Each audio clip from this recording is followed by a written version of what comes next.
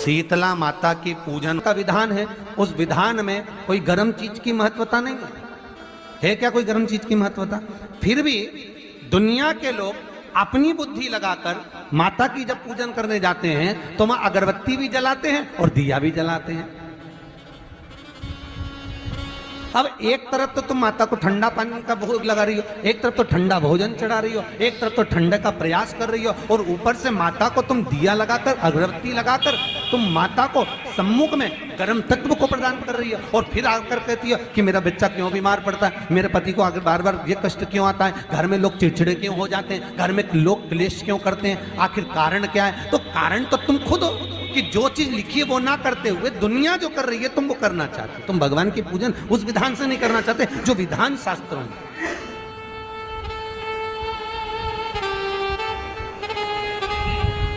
जो शास्त्रार्थ विधान कहता है।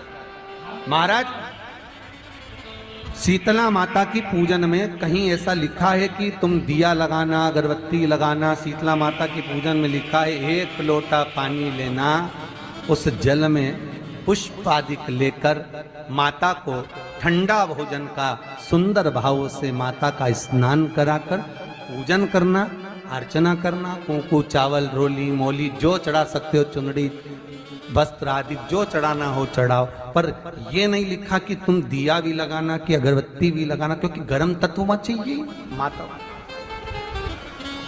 वो शीतल है, शीतला।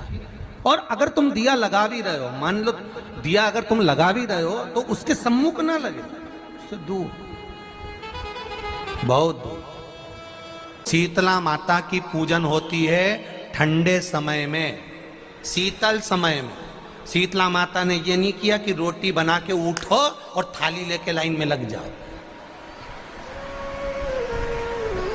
तुम देखना शीतला माता की पूजन करने लोग जाते ना शीतला सप्तमी शीतला अष्टमी पे, बस 11 बजे तक तो रोटी बनाती रहेगी, सामान बनाती रहेगी, 1-1.5 घंटा में ठंडा हुआ, 12:30 बजे उठ के सीधे लाइन में लग जाएगी, जल्दी से पूजन करके सो जाऊंगी, काम खत्म। शीतला माता ने भी सोच लिया बस तूने मुझे बेवकूफ बनाया, अब रुक जा तू।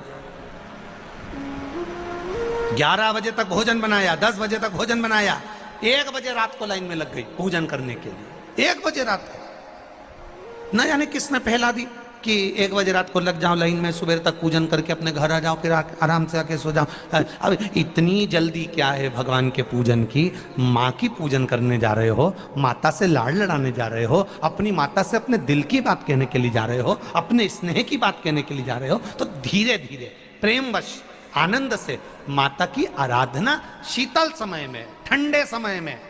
ठंडे समय का मतलब है भीतर से ठंडे होकर, अपने भीतर से ठंडे होकर। अब अपने भीतर तो ठंडा ही है ही नहीं ना, जल्दी जल्दी चलो, और आधी बहुत पतली खुशी है, और चलो कुछ कहिए, और ये कितना बड़ा कपड़ा थाली पे ढाक ढुका के लाइन में खड़ी है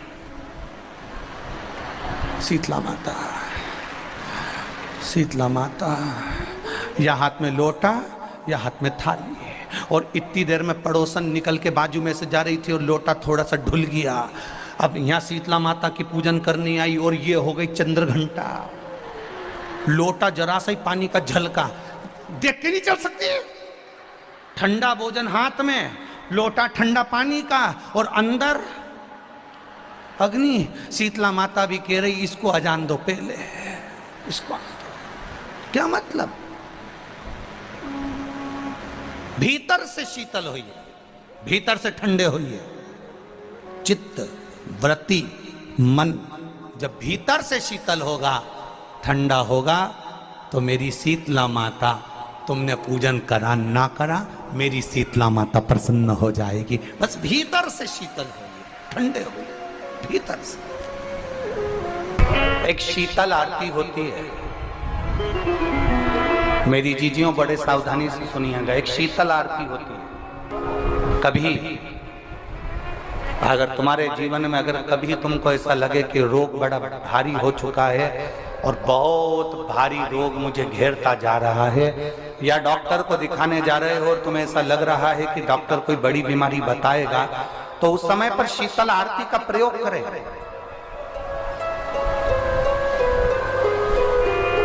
एक पुष्प हाथ की हथेली में रख लीजिए, एक पुष्प हाथ की हथेली में रख लीजिए। और यहां तक शास्त्र कहता है अगर हो सके तो आंकड़े का अगर पुष्प मिल जाए, तुम्हारे यहाँ क्या बोलते हैं उसको, मंदार का फूल, आंकड़े का फूल, अकौए का फूल, जो शंकर भगवान पे चढ़ता है, छोटा सा होता है, घुंघरू जैसा होता है वो, उसको तुम्हारे यहाँ क्या बोलते हैं हरियाणा में? आग का ही पुष्प बोलते हैं। आग का पुष्प मिल जाए तो ज्यादा अच्छा है।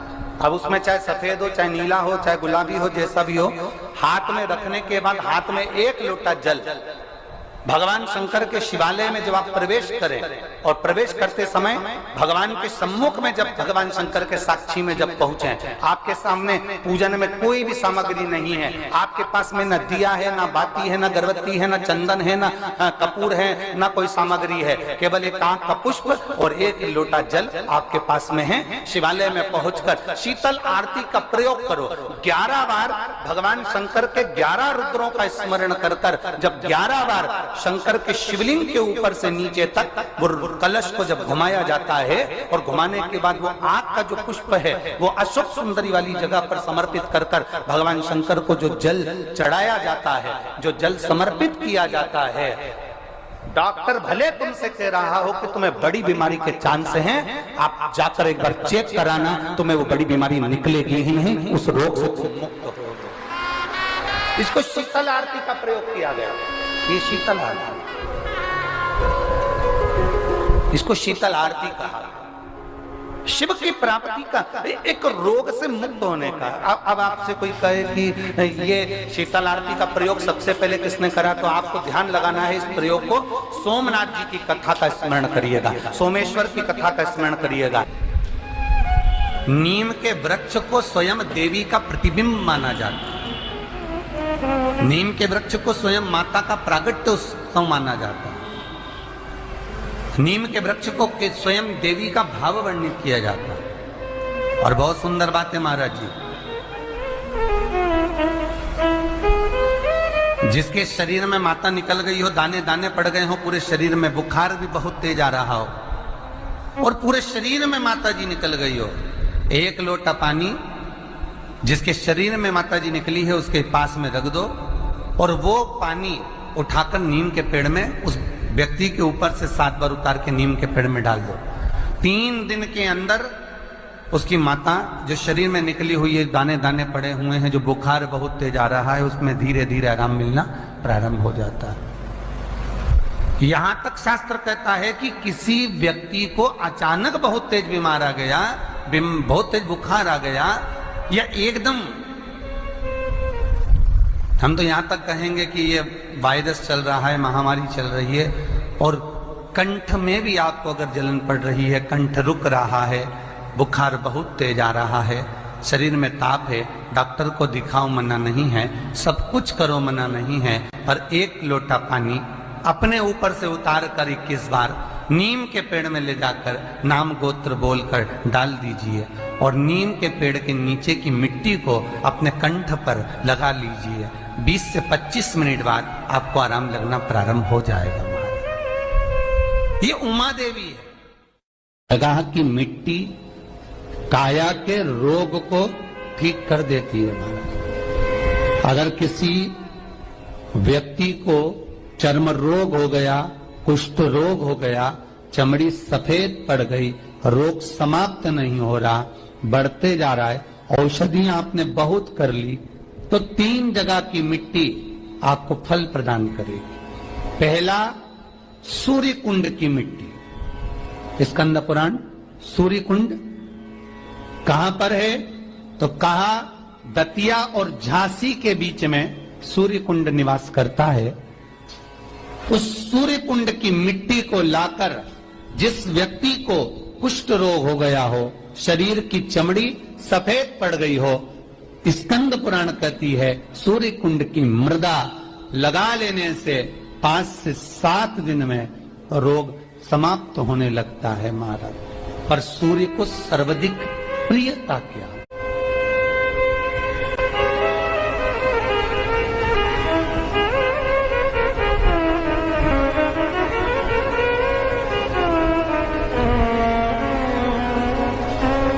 सर्वाधिक प्रियता सूर्य को क्या? क्योंकि सूर्य तपता है, तो उस तपन को मिटाने के लिए सूर्य देवता के शरीर पर गाय का घृत मला जाता। जैसे शनि को तेल लगाया जाता है, सूर्य को घृत मला जाता। इसलिए सूर्य कुंड का एक नियम है कि सूर्य कुंड पर से अगर हम मिट्टी लेकर आते हैं, शरीर पर लगाने के बाद जब शरीर का चर्म रोग समाप्त हो जाए, सफेद चमड़ी अपने वापिस रंग में आ जाए, तब आप जितनी कामना कर कर आते हैं उतना घी उस सूर्य कुंड के पास में डालना पड़ता है। 1 किलो, 2 किलो, आधा किलो, 250 ग्राम, 25 ग्राम, 50 ग्राम, जो आपने कामना करी है उतना चढ़ाना पड़ता। पर वो घी गाय का होना चाहिए, और उस घी का प्रयोग कोई नहीं कर सकता, इसलिए गाय का होना चाहिए। और उस घी का प्रयोग कोई नहीं कर सकता, इसलिए आज भी स्कंद पुराण में तो केवल सूर्य कुंड का वर्णन है, घृत का वर्णन है, पर स्थान आज भी झांसी और दतिया के बीच में जो सूर्य कुंड विराजमान है, आज भी वहां पर कुंड के पास में एक घी का कुआं है जिसमें घी डाला जाता है, पर उस घी का प्रयोग कोई दुनिया का व्यक्ति नहीं कर सकता। जो करता है वो शरीर में फपोले पड़ जाते हैं और बाद में सड़कर मर जाता है।